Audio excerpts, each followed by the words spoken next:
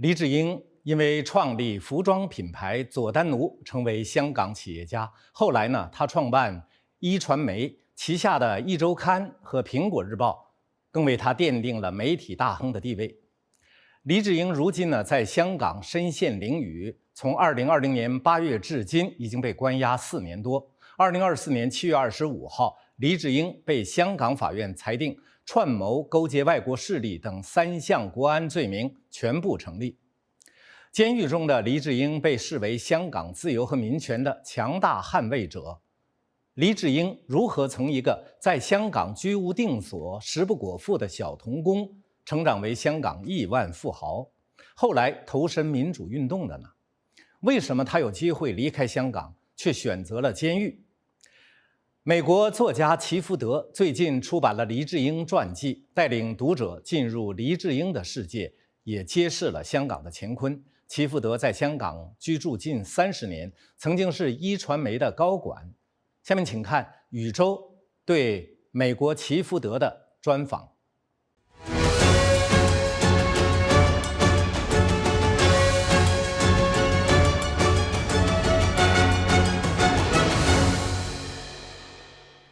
Hi, Dr. Clifford. It's really our honor to have you here. Well, it's my honor and pleasure to be here. Thank you. So you're the writer of the book about Jimmy Lai. The name of the book is The Troublemaker. So basically about the name, in addition to pointing to obviously to the fact that Jimmy Lai is the troublemaker, is considered the troublemaker by Beijing, in the eyes of Beijing government. So do you mean to have it carry other connotations? Well, it's a little bit ironic. Jimmy himself told me that he considered himself a troublemaker. And I also mean it a little bit ironically, or in the sense of making good trouble. And there's a great civil rights leader in America who just passed away a couple of years ago, John Lewis, and he talked about making good trouble. And I think that's what Jimmy wants to do. I mean, he's a great patriot. He loves China, and he loves Hong Kong perhaps even more. And he wants to make trouble to make a better society, a better country, a better city. Interestingly, Jimmy met John Lewis when he was visiting the U.S., the Capitol in 2019. 2019. Yeah, Okay. and he actually had John Lewis make a video urging the students in Hong Kong to remain nonviolent, because John Lewis is a great exponent of nonviolence as a form of political protest. And so there is this historical connection between the making good trouble sense of John Lewis and the civil rights movement, and Jimmy talking about himself as a troublemaker, but in a constructive, a positive way. And so yes, of course, it's a little bit ironic as well, because Beijing thinks he's a troublemaker in a bad way. Yes. So basically, he is a rule breaker. Yeah, I mean, he is a real rule breaker. He was so successful as a businessman, as an entrepreneur, because he broke rules. He came up with new technology, new ways of making sweaters, of selling clothes. So again, he's a rule breaker in a really positive sense of, trying to figure out how to have a better business, how to have a better society, how to have a better newspaper. So basically, what prompted you to write about Jimmy Lai? Yeah, well, I've known Jimmy since 1993, and I was on the board of directors of Next Digital, the parent company of Apple Daily and of Next Magazine. And when he was thrown in jail, I couldn't believe it. And I thought maybe they'd hold him for a few weeks or something, and maybe a few months, and then, maybe he'd leave Hong Kong or something. But I just felt, I write. I was a journalist. I've written a few books, and I just wanted to do something to try to help Jimmy in the only way that I knew how. And so I thought I'd write something to shine a spotlight on this incredible man. I mean, he is I really, truly one of the great Chinese, if not one of the great citizens of the last 100 years or so. I mean, first of all, his business success is, already sets him apart from almost anyone else in Hong Kong. Then in the clothing and sweater and retail business, and then in the media business, and then finally his willingness to sacrifice and his heroism, I think. And I think it's something that needs to be better known. I just wanted to do what I could to get this this amazing man out of prison. Even if he weren't so amazing, he's somebody I've known a long time. I was working with him. All of a sudden, the police come and take him away in handcuffs. So I want to try to do something, just as I would do for anybody that I knew well. So actually, how long had you had this idea of writing about him before you started the project?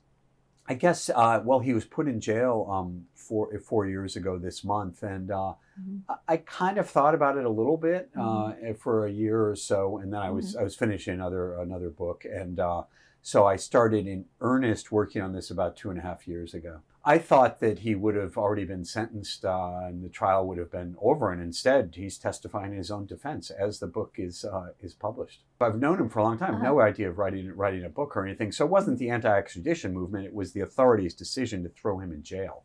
And you think about it, he's been in solitary confinement most of the more than 1,400 days that he's been in prison. He gets out for maybe 50 minutes a day to exercise. He's got no natural light in his cell, being held alone. It's against the United Nations prohibitions on torture. It's considered a solitary confinement should be a last resort and should not be used for more than about 15 days. And here we've had over 1,400 days. I mean, it's just outrageous that he's suffering these conditions, particularly when all he did was the same stuff he'd been doing for the previous 25 years, publishing a newspaper and speaking out for what he thought was best about Hong Kong. Just a regular citizen of Hong Kong. A regular citizen, but a pretty extraordinary citizen. But yes, he didn't do anything. He's not violent. He's not for independence. He loves China. He doesn't like the Chinese Communist Party, but why should that be a crime? By the way, the book will be published in Taiwan. We've sold the rights for Chinese language edition. So I don't think it's just introducing Jimmy to non-Chinese or Western readers. It's, I think, introducing him to everyone. And honestly, even myself, I learned so much in the course of the research about what an extraordinary guy he is. I mean, I think the first thing to remember about Jimmy is, I mean, he's kind of one in a billion. First of all, he left Hong Kong during the Great Leap Forward. He was starving. He was a 12-year-old boy. He got a one-way permit to Macau. And then he stowed away and came to Hong Kong, smuggled himself in as an illegal immigrant, right? And first of all, you think at 12 years old, his mother said, she didn't want him. He had to beg his mother for a year before he could get permission to go.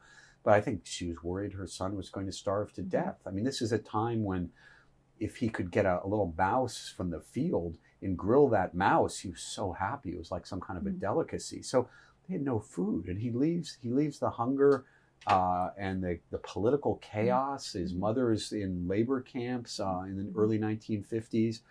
He's working as a black market hustler. He never finishes primary school. And he comes to Hong Kong. There's so little room in his aunt and uncle's shack. He can't even spend one night there. So he spends his first night in a factory and starts working in the factory, wakes up in the first morning, he's there, and he smells rice, congee, and it's so much food, and he's so happy because there's food in Hong Kong.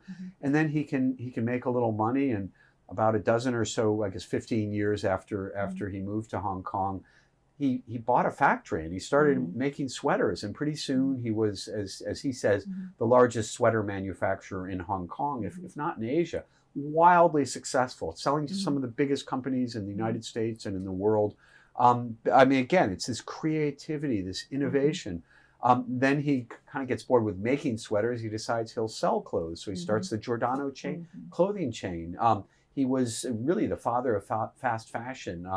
Tadashi Yanai, the Japanese guy who founded Uniqlo, the fast fashion global brand, came down to learn from Jimmy in the early 1980s because Jimmy was pioneering these concepts. And so he's a guy with so much imagination, so much energy, so much drive, very charismatic. Some people wanted to help him. He's a really open, friendly, really generous guy. And funnily enough, he was getting a little bored with Giordano in the late 1980s.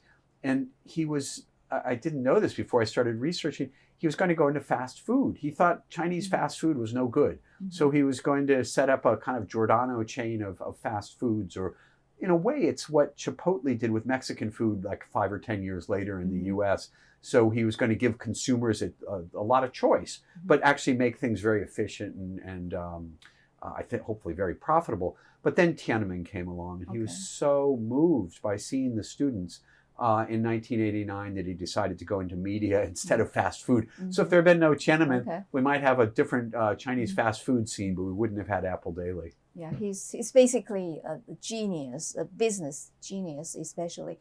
I remember that you said he went to Hong Kong to look for his dad, but he had a troubled relationship with his father. Yeah, well, his parents got permission to leave leave China and go to Hong Kong, but the authorities told them that they had to leave their children behind. And his father said, "I'm going." His mother said, "I'm staying with the children." And so obviously he felt he was very young when his father left, and so he had this yearning for his father. But when he first went to Hong Kong, he stayed with his aunt. He only found his father later. Didn't find him. He found him later. His father died when he was about 19, so about 6 or 7 years after he got to Hong Kong. They had a troubled relationship. And I'm not a psychologist, but clearly the yearning he had for his father actually it helped him in some ways, because he often found older men who could act as mentors, whether it was helping him learn English, helping him learn about business, helping him learn about Hayek and free market, which became very important to him. So he had a lot of mentors, and he made a lot of friends. I mean, it's amazing to me in the course of the book, going back and talking to people who knew him in the garment business in the 1970s, 1980s. Even then, they said he's a really extraordinary guy. And also, you mentioned that he used to live a lascivious lifestyle when he was younger. Well, we know the book and the movie Crazy Rich Asians. He was kind of one of the original Crazy Rich Asians, and he had a pet bear in his backyard, and I mean, he really liked to party, and he had a good time, and he made sure that everybody around him had a good time. He spent a lot of time in New York, a lot of time of course, in Hong Kong, entertaining buyers. I mean, he's undergone quite a journey. I mean, he really was a libertine. He really had a wild life. I think in the 70s and maybe the early 80s as well. But he had a first marriage. His wife left him in the mid 80s, and in late July 1989, he met a young woman named Teresa Lee, who he married a couple years later, and she's been just a real bedrock of support to him. And she also is a devout Catholic, and he converted to Catholicism. So he went. He had this. It's kind of a Pilgrim's Progress story. I mean, he had, as you say, a very lascivious life as a younger man, and then eventually came to find a deeper meaning in freedom, in democracy, and in God. I remember his first marriage failed, and then he kind of repented, and he started to take more responsibility when he was in he started the second marriage. Absolutely. Yeah. How much of that is because he was older and ready for something else, and how much of it was due to Teresa's influence? I don't know, but they have a very, very solid marriage, and I think it's really important for helping him survive in prison as well as he has. So, how did you see Jimmy Lai? How did you see the way Jimmy Lai grow his wealth? I mean, as a business person, and also as a person.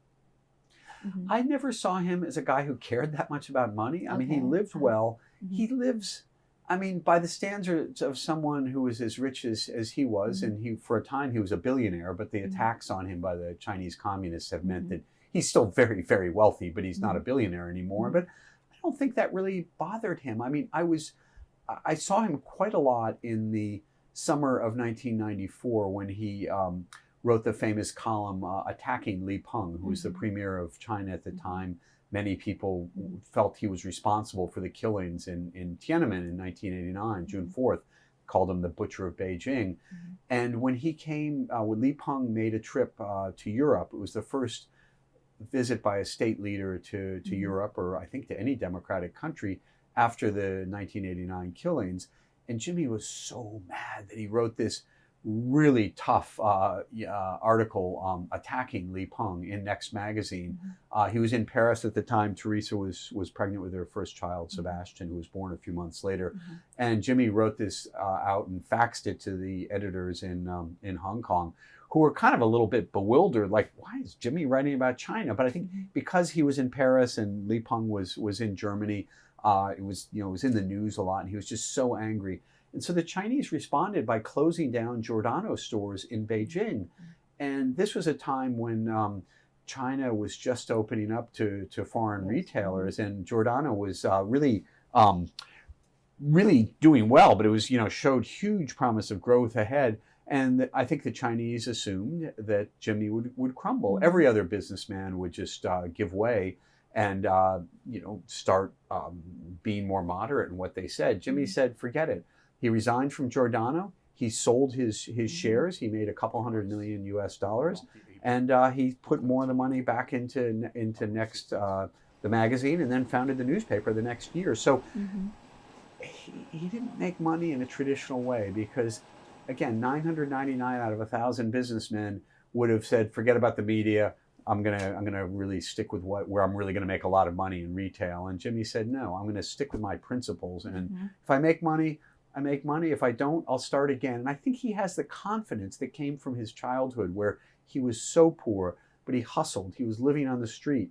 He was doing black market operations. He was selling scrap metal. He was carrying people's bags. He was doing anything to make money. And I think people like that have an enormous degree of confidence, self-made people. And so he was forged in the sort of fires that people like me can only imagine. And so it made him so tough and so strong that he feels like, what can they do? They take my business, I'll start another business. They take my physical freedom, I'll live mentally free. I'll live free in my own mind. And I think that's how he's living in prison now. Self-confidence that comes from his childhood experience. So he basically survived and thrived in Hong Kong. Yeah. So we think of the quote or the cliche by Friedrich Nietzsche. What doesn't kill me makes me stronger. For most of us, that's not true. Most just kills us or weakens us. But Jimmy is one of these people that he thrives on adversity, and what doesn't kill him does make him stronger. And I think even in prison, he's become stronger. In this sense, he's strengthened his spiritual faith. Yes, spiritually, of course, he's like far stronger, so much stronger than before. Yeah. So, and you were one of his board members with his Next Media, right? So talking about Jimmy Lai as a media person, how do you look at him in this aspect? Well, I learned a lot in researching the book. I mean, he's so far-sighted in so many ways. When he started Next Magazine, nobody thought that he could make much of a success, and he ended up putting a lot of different things together. So he had free market economists, he had stock market, he had horse racing, he had stories about starlets, paparazzi, obviously a lot on political corruption and democracy, but he's a very, very consumer-oriented guy, very retail-oriented, but he also really understands and invests in technology. So whether it was at Giordano or at Apple or at Next, he invested in the best computer systems, the best point-of-sale systems for retail, the best printing presses, the best paper. So he's a guy who's not afraid to spend money. He's not afraid to lose money in the short term, but has made fortune after fortune as a result. So I think he's a brilliant businessman. That was one of the things that I learned that really surprised me in the course of this biography. He's one of the top businessmen in the last 80 years in Hong Kong. So, and you just now, I mean, before we started, and you said when he first got arrested, and you guys at Next Media, you had a meeting, right? Can you? Yeah. So on August 10th, 2020, it was about 6 weeks after the national security law came in, and they took Jimmy away. First time he had been arrested before, but it was always very polite. But in this case, they came and they handcuffed him, and they even though it was during COVID and there was supposed to be social distancing, they manhandled him. There were a lot of police around. They invited all the press. They made a real spectacle of it. And they took him from his house down to the newspaper headquarters, and perp walked him through the newsroom like he was going to some criminal that they were taking back to a crime scene. I think the staff was very brave. They were interviewing him and live streaming this spectacle. Not surprisingly, the board of directors was extremely concerned about what was going on, because they also took our CEO and our COO, the chief executive officer and the chief operating officer, as well as Jimmy Lai, into custody. We had an emergency board meeting. So, the CEO couldn't join. I can't remember if Jimmy was on. Yeah, he was on the board at that point. He couldn't join, of course. And we had a number of other board members. And then as it became apparent that I was the only board member in Hong Kong, not in police custody. Everyone else was overseas for one reason or another. So that was not a very reassuring feeling. So what do you think makes Jimmy Lai different from like other people who had like similar experiences in life and who also like landed in Hong Kong in like through alternative means and accumulated wealth as well? So he's, in your eyes, he's different. He's so different from other people. Well, lots of Hong Kong people made money in property. He never actually owned any property in Hong Kong, partly because he was afraid that the authorities would take it from him. And in fact, given the fact they've seized his assets, he's probably correct in that assessment. There's something about his bravery and also his commitment to freedom. So there are many good business people. Again, I think he may be one of the best, up there with a Li Ka-shing or some of the real heroes in Hong Kong entrepreneur ranks. But I think it's his fearlessness, his willingness to sacrifice, his willingness even to sacrifice his life if he needs to in jail and in the pursuit of something higher. And I think this higher is democracy and freedom, and the freedom that he finds in his spiritual faith. And so even in his suffering, he's finding meaning. He's transforming that suffering into meaning. So like money, wealth is not his top priority. He enjoys a nice life. I mean, he loves good food, but he can eat simple food. He's happy eating char siu or probably going to a dai pai dong. He used to go to the Luck Yu tea house and just have, simple like a congee breakfast and just dim sum. I mean, on the other hand, down to earth. He can eat very down to earth and gets up very early in the morning. I mean, typical Hong Kong, kind of, factory owner kind of guy. On the other hand, he loves Bordeaux wine. He had a nice boat, but he didn't live an over-the-top lifestyle, the sort that most people of his level of wealth in Hong Kong would. He didn't socialize much at all. He was happy to invite people over to his house. He had very, very interesting guests around his table or on his boat, but he didn't go to clubs. I mean, he swam at the Jockey Club, although I guess they kicked him out after he was convicted. He didn't care about, power and status. I mean, what he cared about is his friends, his family, above all his family, his life and freedom. So you call him the greatest dissident in Hong Kong. So why do you call him the greatest, not one of the greatest dissidents? Well, I think it's a combination. And by the way, this is not to take away from, we've had over 1,900 political prisoners in Hong Kong in the last 5 years. And I don't want to take anything away from the suffering. Every one of them has been in jail, has been convicted of a political charge. And I don't want to take anything away from the suffering that all of them and their families have gone through. But he's the greatest because he has a combination that nobody else has. He has great wealth, and yet he's unwilling to compromise with the Chinese.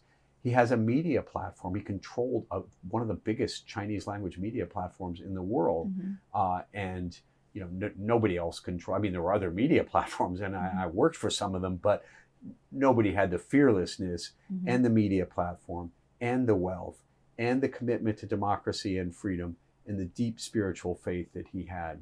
And I guess not just when I say freedom, I mean kind of laissez-faire economic freedom as well as political democratic freedom. Nobody else has that package. And so it means it's given him a prominence, it's given him a voice, whether it's through the fact that he can hire really good lawyers to defend him, or the fact that he's known just because of his previous media exploits as a great defender of the free press and as a prominent Catholic. And so again, it's not to take anything away from any of the suffering that other people went through. It's just to say there's a package, this constellation of forces gives him a prominence that leads me to call him the greatest. How would you describe the continued deterioration of press freedom in Hong Kong over the past year? So specifically like the case of Jimmy Lai and also Article 23, which I think was signed into law this year on March 23rd, and also Stand News journalists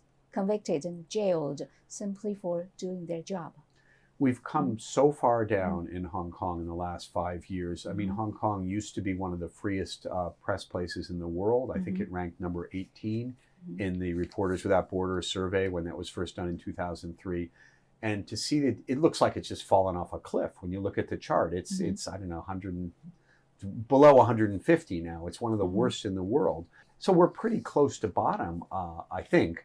I mean, but we've come so far down. It's hard to imagine we can go further down, but I'm sure we will see more convictions. The Stand News convictions, I think, were outrageous. Article 23 just further cements the anti-freedom agenda of the Hong Kong government. I mean, there is no free press in Hong Kong.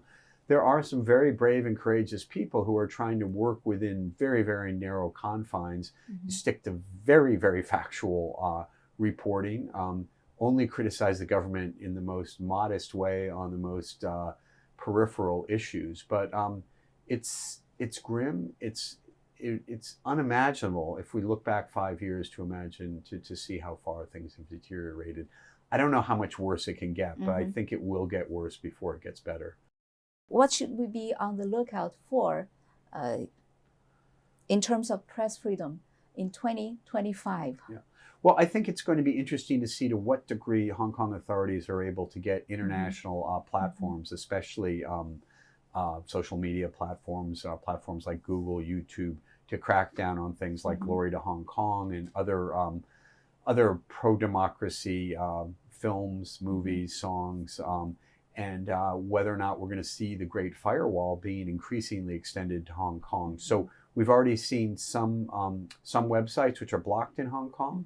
We've seen the Hong Kong government very aggressively go after platforms which are playing Glory to Hong Kong in particular. We just saw this outrageous case where Cathay Pacific was forced, it seems, to make some almost cultural revolution, self-criticism, because it showed one episode of this American cartoon Family Guy that had 7 seconds of a tank that looked like a Tiananmen Square, the Tank Man photo. So, you know, we're just seeing, you know, these incidents of a totalitarian regime which cannot take any sense of humor, any reference to June 4th killings. It's not even clear, you know, to how much longer people are going to be able to commemorate June 4th at home and privately. So, I mean, that's not press freedom. I mean, that's just freedom of speech. Of course, I do think, you know, the remaining somewhat freer and more tolerant press, we'll see if they can keep doing the same kind of stories that they are now, even within the limited bounds. So I do think, I said things are going to get worse before they get better. I think someday things will get better in Hong Kong. And I'm optimistic because in every single election, territory-wide election, from the first one for LegCo in 1991, where a broad portion of the Hong Kong people were able to vote for the first time, until the last elections 5 years ago, November 2019, when Hong Kongers voted for the district council seats. In all of those elections, roughly 6 out of 10 Hong Kong people have always voted for the pro-democracy camp. And I believe that although many people have left Hong Kong, maybe it's not 6 out of 10, but the majority of people in Hong Kong want freedom, they want democracy, it's in the Hong Kong DNA. British colonialism was not perfect, but certainly under the last, especially during the last 5 years under Chris Patton, but even before that, the whole post-1945 period after Japanese occupation was really about the development of civil society, of NGOs, of more diversity, more pluralism, and more freedom.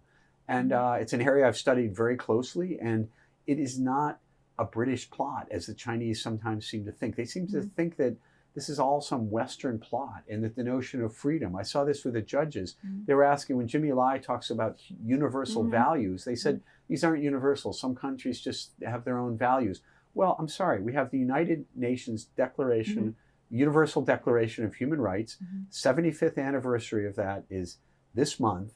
And China signed on to that. China, as a matter of fact, a Chinese delegate was a key member writing the Universal Declaration of Human Rights. What Jimmy Lai is trying to uphold are universal human rights. And it's their rights and values that most Hong Kong people hold. And I think someday the media and Hong Kong people will be able to freely express their views again. Don't ask me when or how it's going to happen, but it will happen. So do you think under the iron fist of the CCP rule, is it still possible for the Hong Kongers to get the real results from their voting? No, I mean, certainly not under Xi Jinping, and even under other Chinese leaders, we haven't shown any signs that China was willing to live up to the promises it made to the international community and to the Hong Kong people before it took over in 1997.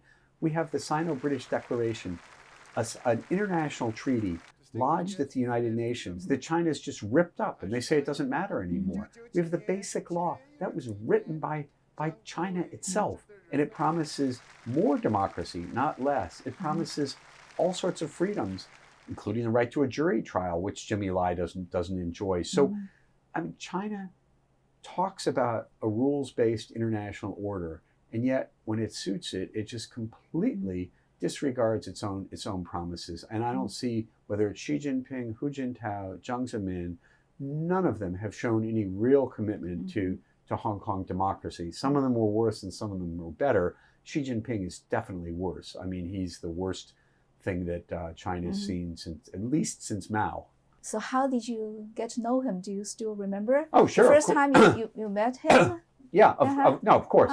I had moved to Hong Kong a year earlier, and I was working for the Far Eastern Economic Review. 1992? I moved in 92, and in 1993, I wanted to meet this guy who ran Giordano. I mean, I was a business economic finance reporter covering companies around Asia. So you were a reporter? Yeah, at the Far Eastern Economic Review. And I wanted to meet this guy who was running Giordano and had just started this magazine. And so I called up, and I mean, Hong Kong is fantastic, or at least it used to be in the old days. I'd come from 5 years in Korea, where it's very, very difficult to meet the senior executives at the chaebol. But in Hong Kong, even the most senior tycoons were pretty accessible. And but Jimmy was even more accessible because he invited me to lunch at his house and cooked lunch for me and made a nice stir-fried rice and chicken and vegetable, nice Chinese wok meal for me. And we talked, and he talked to me. So that's very different from like everybody else that you interviewed, right? I've had lunches with CEOs. I've never had a CEO cook me lunch. And Jimmy claimed that he was retired. He was getting a little bored with Giordano. The magazine had started, Next magazine had started. He was still kind of limping along a little bit, quite frankly. And he described to me in great detail how he was going to start this newspaper. And I always remember this. I remember, of course, the lunch and the house up on Tai Po Road. He had a pet bear in the back, and had all, it was still the whole crazy rich Asian menagerie of animals, and Rolls Royce, and the grand Hong Kong lifestyle. But what I really remember was his business sense. He told me that Hong Kong people want democracy. That was very clear from the 1991 LegCo elections, and that other media owners were afraid to give them what they wanted. That Jimmy was going to give them a diet. He wasn't just going to give them spinach, as we say, just democracy, just politics, or just economics. And as with Next, I mean, he had paparazzi, he had entertainment, he had food, he had a lot of things. But that he was going to have a strong pro-democracy, pro-freedom editorial slant, and that the other media owners were afraid. They were all backing away from that. And so he realized, hey, he had a business. Warren Buffett talks about having a business with a moat around it. So it's like you have a castle with a moat filled with water, and so it's very hard for anyone to attack your business. Jimmy had a sort of a natural moat. His business was democracy and freedom, and nobody was going to attack that because they were all too afraid. It wasn't because the moat was filled with boiling oil. It was because they were afraid, and they were afraid to go the democracy route. He believed in it very, very strongly. At Giordano, he made T-shirts with student leaders' pictures on them, and sold the T-shirts and sent the money up to Beijing to support the Tiananmen students. So there was always a mixture of business and politics. But when he was starting Next magazine, I remember one early hire told me, he said, come on, we'll do this for a few years, and then we'll sell it. We'll make a lot of money. Who wants to run a magazine? It's so much trouble. But by the time I met him, he'd seemed pretty committed to starting a newspaper is no small deal. I mean, starting a magazine is tough. Starting a newspaper is a different level entirely. It's really a money burner, actually. It's a money burner for a long, long time. But he had this commitment to democracy and freedom, but he also knew it was good business. And I think people forget that he's always a businessman at heart. But not greedy. He's always he's generous to his staff. He's generous to his friends. He's generous to anyone he knows. And so he's not your usual kind of greedy businessman in that sense, but he is a businessman. So yeah, he has this sharp business sense with him. And so actually, besides this book about Jimmy Lai, the troublemaker, you had written a few other books. One is about Korea, and another one is called Hong Kong Today, or Today Hong Kong, Tomorrow the World. So that actually, because just now you said you were kind of very optimistic about the future of Hong Kong, but from the title of this book, are you really so optimistic? Well, the Today Hong Kong, Tomorrow the World, the subtitle was What China's Crackdown Reveals About Its Plans to End Freedom Everywhere. That's right. So I think Hong Kong... So you're pessimistic. Well, there's short and there's long term, right? So I think Hong Kong matters for the world because what if Xi Jinping is just allowed to steamroller Hong Kong, I think as all dictators, he's encouraged to keep going. So Taiwan will be next. Yes. Korea, Japan, Philippines, all of East Asia will be more under the Chinese sway. It's not to say that we're going to have PLA troops in Korea, but it will mean that the room for maneuver for all the countries in East Asia will be limited. I also think Hong Kong matters because it's increasingly a place where technology is being smuggled specifically to Russia for their war effort in Ukraine. But so I am pessimistic in the short term, but I do believe that human freedom and the desire for freedom will triumph. When I moved to Asia, Taiwan was under martial law. It's now one of the most robust democracies in the world, which, by the way, I think is a sore point for Xi Jinping and one reason that he wants to destroy it, because Taiwan's success gives the lie to people who say that Chinese can't handle democracy, that they're not ready for democracy. And so I don't see how things change, but I remember the Berlin Wall going up. I lived in Berlin when there was a wall, and nobody thought that wall was ever coming down. And so you can't predict how history is going to change, but strange things happen. And I wouldn't say very optimistic, but I'm optimistic that when change comes and there's some kind of an opening, that people in Hong Kong will continue to embrace the cause of freedom, as they try to do now in small ways. This is the government is so obsessed with people who have a T-shirt or Cathay Pacific running a cartoon or a song, or people aren't standing up for the national anthem. They're so upset by what they see as these acts of soft resistance. And the fact that for every act of soft resistance you see, I think in their hearts there are 10,000 or 100,000 people who have that feeling. Look at people lining up in the rain to try to get one of the seats for Jimmy Lai's trial or for the sentencing of the Hong Kong 45. And I think it shows the continuing quest for freedom that lives in Hong Kong's people's hearts. So I'm optimistic that quest for freedom is still there. When it can be released or revealed, I don't know. You have this inner fire to hope for the best. Maybe hope for the best, prepare for the worst. I realize hope is not a strategy, but I have a deep, deep belief that freedom lives in Hong Kong people's heart. I would say that one of the biggest mistakes that foreigners and the Hong Kong elite and the Chinese elite have consistently made about the Hong Kong people is to assume that they don't care about politics. When I first came to Hong Kong in 1992, I remember actually Tycoon Ronnie Chan telling me that Hong Kong people didn't care about politics. He was one of many people who said that. This was despite the fact 500,000 Hong Kongers have been out in support of the students in Tiananmen. I was editor-in-chief of the 2 English language newspapers. I heard again and again about Hong Kong people, they don't want politics, they don't care about that, they just want to make money. It's actually really not true. And I think the Hong Kong elite is so out of touch with ordinary Hong Kong people that when change comes, and change will come, the elite is going to be surprised, as they always are, because they're living in a different world. Thank you very much. Thank you for your interest, and wish you all the best. Thank you. You too.